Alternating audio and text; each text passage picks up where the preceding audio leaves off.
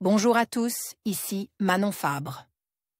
Bienvenue sur ma chaîne, où on explore ensemble le monde des aliments, leur composition et les critiques qui en découlent. Si vous voulez mieux comprendre ce que vous mangez et faire des choix éclairés, n'hésitez pas à vous abonner pour rester informé. Prêt à découvrir? C'est parti. Bonjour à tous et bienvenue dans cette nouvelle vidéo. Aujourd'hui, je vous emmène dans une aventure fascinante, celle de Suvimax. Ce projet n'est pas seulement une étude scientifique, mais aussi une véritable exploration humaine. Nous allons plonger dans les coulisses de cette recherche qui a duré plusieurs années, découvrir les enjeux de la santé publique que elle soulevait, et rencontrer les personnes qui ont contribué à son succès. Préparez-vous à explorer les découvertes étonnantes et les histoires inspirantes qui se cachent derrière Suvimax. C'est parti! Si le projet Suvimax est né au début des années 90, il a réellement pris forme en mars 1994. À cette date, aucun Français ne pouvait ouvrir un journal, allumer sa télévision, écouter sa radio sans entendre parler de l'Indé. Plus grand recrutement de volontaires jamais réalisé dans l'Hexagone. On recherchait des hommes et des femmes pour un protocole de recherche unique en son genre. Plus de 80 000 personnes ont ainsi répondu à cette mobilisation pour la science. Mais pour constituer un échantillon représentatif de la population française, il a fallu effectuer une sélection.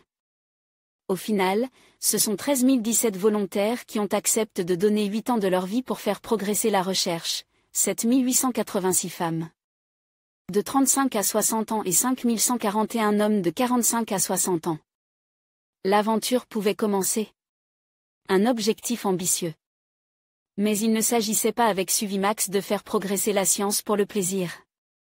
Les scientifiques poursuivaient deux objectifs, connaître l'efficacité d'une démarche active sur la santé.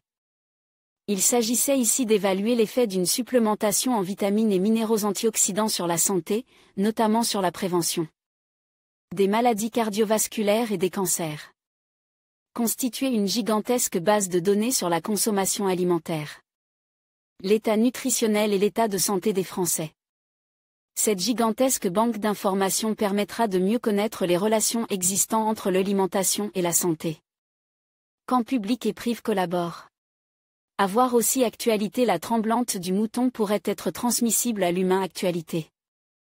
Étude Suvimax 2, bien manger pour bien vieillir. Qui se cache derrière cette impressionnante étude? À l'origine du projet, on trouve le Conservatoire national des arts et métiers, CNAM, dont l'équipe est dirigée par le Dr Serge Erkber. D'autres acteurs institutionnels ont participé à l'aventure, l'Institut national de la santé et de la recherche médicale, INSERM, les ministères de la santé, de l'agriculture et de la recherche et la mairie de Paris. Mais le projet Suvimax n'aurait pu voir le jour sans la participation de grandes marques qui se sont engagées aux côtés des scientifiques. Candia, L'Oréal, Kellogg's, Danone, Sodexo, Unilever Best Food, Lu, Auchan. Faire avaler la pilule. Cette étude a nécessité des moyens hors du commun. Car une fois les 13 000 volontaires recrutés, l'immense tâche ne faisait que commencer. Ainsi, il a d'abord fallu trouver la méthode adéquate pour évaluer l'impact d'une alimentation riche en vitamines et minéraux antioxydants. Impossible de faire manger plus de fruits et légumes à un groupe et d'interdire aux autres de changer leurs apports en végétaux. Une seule solution s'imposait, créer une gélule contenant du bêta-carotène, des vitamines C et E, du zinc et du sélénium.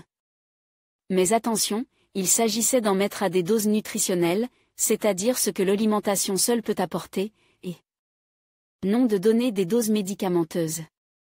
Ensuite, il a fallu partager les volontaires en deux groupes semblables, l'un recevant la fameuse pilule, l'autre une capsule ne contenant pas les substances, un placebo, tous les jours pendant 8 ans.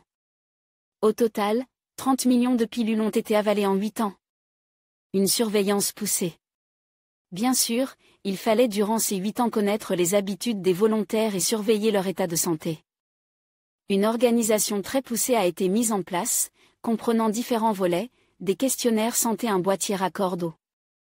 Minitel a permis aux Suvimaxiens de transmettre leurs différents examens de santé et les soins qu'ils ont subis chaque mois, des questionnaires alimentaires, un enregistrement, là encore grâce au Minitel, était proposé tous les 2 mois. Chaque Suvimaxien précisait ainsi les aliments consomment, les lieux des repas, les quantités, les modes de préparation, etc. Une surveillance clinique tous les 2 ans, une Unite mobile, camion équipe d'un matériel médical, réaliser un bilan médical complet.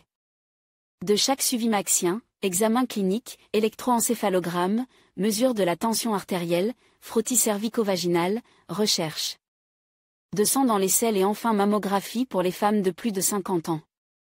Une surveillance biologique des prélèvements sanguins ont également été effectués tous les 2 ans, en alternance avec le bilan clinique. On a ainsi mesure de nombreux paramètres, vitamines et minéraux antioxydants dans le sang, glycémie, bilan lipidique, fer, iode. Une mémoire biologique la première année, des prélèvements de cellules et de plasma ont été réalisés. Ces échantillons pourront permettre d'évaluer les susceptibilités à certaines maladies notamment. À noter, les 2 unités mobiles ont sillonné pendant ces 8 ans plus de 113 000 km, soit pratiquement 3 fois le tour de la Terre. Plus de 180 000 tubes de sang ont été prélevés, soit 1140 litres. Enfin, les données recueillies en 8 ans correspondent à l'équivalent de 40 000 livres de poche. Si l'étude a pour objectif principal d'évaluer l'impact de la supplémentation en antioxydants, la masse de données recueillies fournira de nombreuses autres informations sur les liens entre alimentation et santé pendant encore de nombreuses années. Et l'aventure va certainement reprendre son cours, les scientifiques souhaitent continuer à suivre la santé des bénévoles sur un plus long terme, dans une étude déjà baptisée Suvimax 2. En conclusion, l'aventure Suvimax nous rappelle l'importance de la recherche scientifique dans notre quotidien et son impact sur notre santé. Au-delà des chiffres et des résultats, c'est une véritable aventure humaine qui rassemble des chercheurs, des participants et des professionnels de la santé autour d'un objectif commun, mieux comprendre les effets de la nutrition sur notre bien-être.